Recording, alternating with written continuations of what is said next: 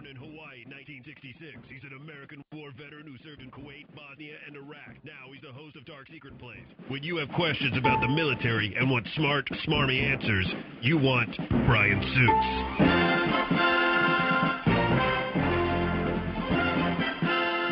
KFI AM 640 handle here. It's October 17th on a Monday. This is where we do more stimulating talk. Get that eventually. All right, Bryan Suits is here for Military Monday, and the big story is Mosul, and I also want to get a little bit into Aleppo later on. But we were just talking, and you started describing what's going on. So I said, hold on. You know what? Let's do this at the beginning of the segment. You're not about backstory. Sure I am. Oh, okay. I just want the backstory to be here. And to be live on the air. Yeah, that's the backstory to me. That's where we want it. All right. So ISIS has occupied Mosul for a little over 2 years. Remember, there was this rapid retreat of the Iraqi army, leaving behind Humvees and tanks and, in some cases, helicopters and things like that. They effectively surrendered Mosul to ISIS. ISIS began, and Mosul demographically is the second largest city in Iraq, over 1 million people. The majority are Sunni Arabs, but a lot of them were transplants from the late 70s and 80s. They're not organic to Mosul. It used to be majority Kurd, and Saddam changed the demographics. But the Iraqi government, is primarily an elected Shia government, and so there has not been a whole lot of uprising or resistance in Mosul. This is not exactly like the French resistance. In many cases, and this has been dismaying to us and the Iraqi government. In many cases, all the Shia left Mosul, and once they left, the Sunnis were like, "Well, it's a better place. You can't smoke. You got to grow a beard." I mean, ISIS has been producing propaganda videos showing just regular life and minting gold coins and things like that. And in terms of governance, how do they treat the population? They're terrible. They have they sat there for a month or two trying to get the water to work and all that, and finally they went door to door with guns and said, "Did you work at DWP?" Or, "Well, you're bad. You have a job again." And so they basically, the point of a gun, they got city services to work and things like that. And for the average person in Mosul, it's their house, their wealth, everything. It wasn't at the point where they felt like they had to saddle up and go. And besides, you were risking your life. ISIS, if they caught you leaving, they killed you. And so there was an incentive to stay put. So it's been 2 years. The question is, the Iraqi army and American special forces and the Kurdish Peshmerga, they will overrun. They'll liberate Mosul. The question is, how will the Baghdad government treat the residents? Because they have to win the peace. They're going to win the war. ISIS is on the run from Syria to Iraq, but how are they going to win the peace? They have to come back and treat those people as if they were occupied, not collaborators. And in terms of the civilian population, as ISIL is effectively being thrown out, are they using the population as shields? Are they killing people? Is it scorched earth, blowing up buildings, destroying houses? They have been setting up for this for a couple of months. Their headquarters and operation centers are in mosques and hospitals.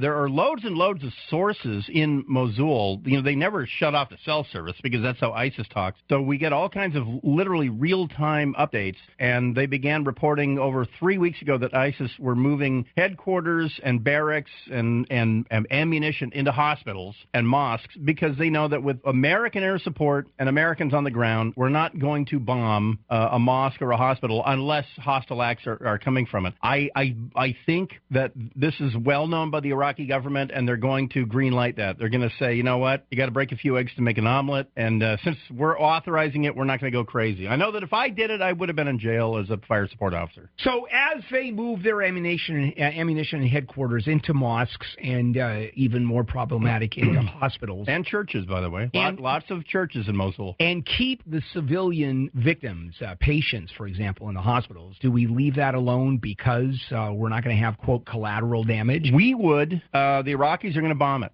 They have their own air support. They have their own helicopters, their own fixed wing. And in my experience, the Americans on the ground are going to say, I'm not authorizing that. I'm not calling an American in on that target. In all likelihood, they've literally divvied up the targets. And the Iraqis have said, all right, we're going to have Iraqis bombing mosques. And wherever there's this kind of point of resistance, you designate it. You can hit military targets. We'll hit the sensitive targets because they want an Iraqi face on. They have to own it. Now, you were describing before that when you have these air campaigns and they're coming down and with smart bombs effectively shooting designated targets within a civilian area, it's American troops, special forces that pinpoint those targets. Yeah. And they can't do it without those forces. Yeah, you can't do it by drone. American pilots don't want to risk literally going to jail because a guy with a French accent can't or a German accent can't identify a mosque. Will that still be happening with Americans pinpointing those targets and then the Iraqis coming in and bombing them? The Iraqis will have used American ground controllers, and we trust them because we train most of them in Arizona. But for the American pilots, they will only trust a Brit, a Canadian, an American, an Aussie. They won't trust an Iraqi.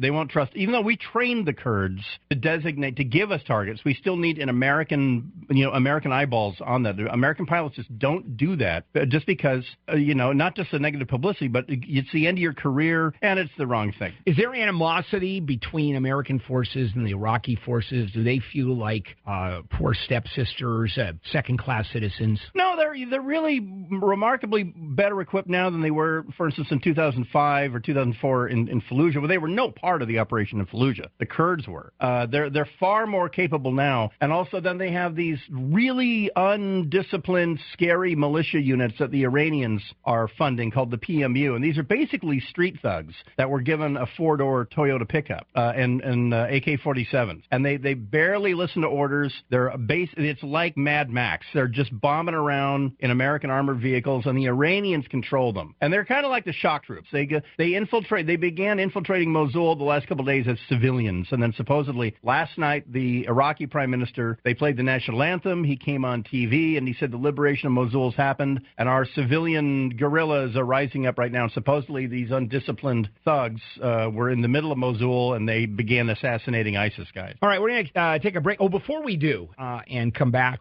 with more of this attack on Mosul and what it actually means, because something you had said that was extraordinary, and that is this is the death knell of ISIS, militarily speaking. You had mentioned that when the forces were left, when the ISIS folks came into Mosul, helicopters were left? Yeah, the Iraqis couldn't even throw a incendiary grenade into the cockpit of a helicopter. So I'm assuming that the ISIL forces don't have anybody that knows how to fly a helicopter. No. They're on the ground. Yeah, there were reports a year ago that they were training guys to be fighting. No, it was just ludicrous. No. They can operate captured tanks and Humvees and all that. I can put my 7-year-old daughter in a Humvee, and all she has to do is read the placards, and it'll be up and running in a minute. Same with an M1 tank. But no, they're rotary wing flight, a little more complex. Yeah, it takes a while to learn how to do that. Yeah. And I'm assuming they don't bring in foreign trainers. Oxygen mask over a beard doesn't work. Especially for the women. I know that. Thank you. Yeah, it's quite all right. All right, well, we're going to come back, and you had said something that I thought was fairly extraordinary, and that is this is militarily the end of ISIS, and I want you to share that. And the apocalypse is delayed. Oh, right. That's right. Great news, everybody, when we come back. The apocalypse, the Quranic version of the apocalypse. It's off for now. They put it on hold? Yep. Well, I'll tell you more when we come back. Okay. If we do. I understand. There's lots there. KFI AM 640, more stimulating talk. KFI AM 640. When you start the matter of time, any minute you will cross that line. KFI AM 640 handle here, and this is the morning crew, and it's more stimulating talk with with Bryan Suits this morning with Military Monday. All right, Bryan had said, just before we started, he had turned to me and said the retaking of Mosul now by Iraqi troops is really the death of ISIS, militarily speaking. So explain. Well, if they can't hold terrain, and they haven't been able to do it primarily because they haven't been challenged, and just so that people know, there's now over 5,000 U.S. troops in Iraq. This is the skeleton of the force that never should have left. And had they not left, ISIS would not hold Mosul. But ISIS are not a military force. They have no doctrine, no training, no improvement process. And if they can't hold hold Mosul. They can't hold anything. And the most significant thing is that the intellectual underpinnings, obviously, of ISIS is that they are the Islamic Caliphate. They checked all the boxes. They're led by a descendant of Muhammad. Abu Bakr al-Baghdadi is a descendant of Muhammad, as opposed to a Turkish caliphate who is a Turk. He's not an Arab. But how do you determine that? How do these guys say, They just do. They just assume it's a done deal. They don't come up with a family tree. They literally do. And I'm assuming they make it up. No. You can literally go back to the year 600 and go, here I am. He can go back to Muhammad, yeah. And the Quran specifically says that a caliphate can only be led by a descendant of Muhammad. How many people could actually claim to be a descendant of Muhammad? Thousands. Hundreds of thousands. You probably are. Somewhere in there. Somewhere, yeah. Kevin Bacon is. Yeah, certainly Kevin Bacon is. Yes. But in the Quranic prophecy of the end times, which is what ISIS bases their entire existence on, is the establishment of a caliphate, is the beginning of the end times, the final battle with Rome. The final battle with Rome, before the Muslim forces march on Rome, happens in Dabiq, a town called Dabiq. This is so important to ISIS that their online propaganda magazine is called Dabiq, D-A-B-I-Q, as we transliterate it into English. And Turkish forces with the Free Syrian Army took it over the weekend. And this is absolutely rocking ISIS, because this is the one thing, the sort of you had one job of establishing the end of the world prophecy is hang on to Dabiq. Force the Pope to lead the Romans to come fight you so they can be defeated and you can march on Rome. And then the devil comes and kills the faithful. They retreat to Jerusalem or Quds. And then Jesus, who is the second most important prophet in Islam, kills the devil. That's the end world prophecy. But you have to win the Battle of Dabiq. And they literally walked away on Saturday. They didn't even put up a token fight in this town. So when we talk about... which is in Syria, by the way. When we talk about the belief in the Quran, and I'm talking about absolute literal belief in the Quran, no metaphor, nothing. I can see the people who have joined ISIS. I can certainly see that. You've got uneducated for the most part. You have people that would starve on the street. Europeans are highly educated, though. Middle class.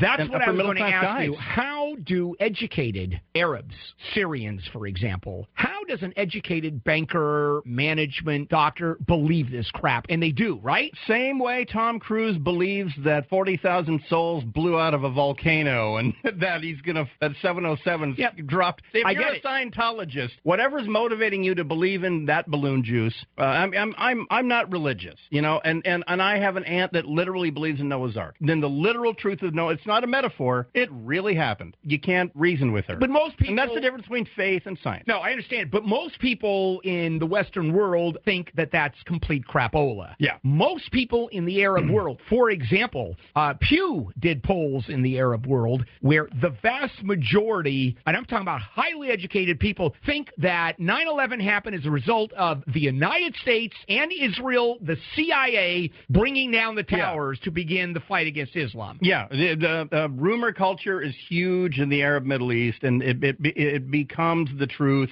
It's weird that you would believe something made up whole cloth, but a Quran can't be debated. Quran is dictation. That you're not able to sit there in a cafe and debate aspects of the Quran. It's in black and white. So how do the followers of this particular sect and the fact that Dabiq has just been surrendered without a fight, how is that viewed? They're freaking out. They're flooding into Turkey with their families. A whole bunch of them are going back to Syria. They're retreating back to Raqqa. In fact, ISIS, the Amaq news agency, the ISIS online presence, they gave a general order for ISIS members to just get out of Mosul.